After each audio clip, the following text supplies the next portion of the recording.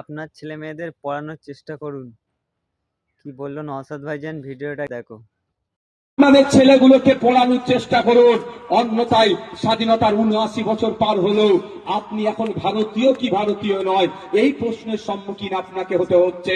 আপনাকে ভয় দেখানো হচ্ছে, আপনাকে চমকানো হচ্ছে, আপনাকে ভুল বুঝানো হচ্ছে, আপনাকে আতঙ্কিত করা হচ্ছে। আজকে যদি আপনার আমার মধ্যে সেই প্রকৃত শিক্ষায় শিক্ষিত হতে পারতাম আমরা, তাহলে আমাদেরকে এসআইআর নিয়ে ভয় দেখাতে পারতো না, সিএএ নিয়ে ভয় দেখাতে পারতো না, দেশ থেকে কোথায় কোথায় তাড়িয়ে দেবো এ বলে ভয় দেখাতে পারতো না। কিন্তু ভয় দেখাচ্ছে একটাই কারণে, সেটা হচ্ছে আমাদের একটাই দুর্বলতা, সেটা আমাদের শিক্ষার দুর্বলতা। তবে আমরা আজকে যে সাফার করছি, আমার একটা বাগদি সমাজের ভাই, আমার একটা বাগদি সমাজের ভাই, আমার একটা গৌড়া সমাজের ভাই, আমার একটা মুসলিম সমাজের ভাই ব্যাংকে যখন অল্প কিছু টাকা রাখতে যাচ্ছে, তার সঞ্চয়ের টাকা, যখন 1000 বানানটা ভুল করলো টাকাটা কিন্তু তখন ডিপোজিট হয়ে যাচ্ছে।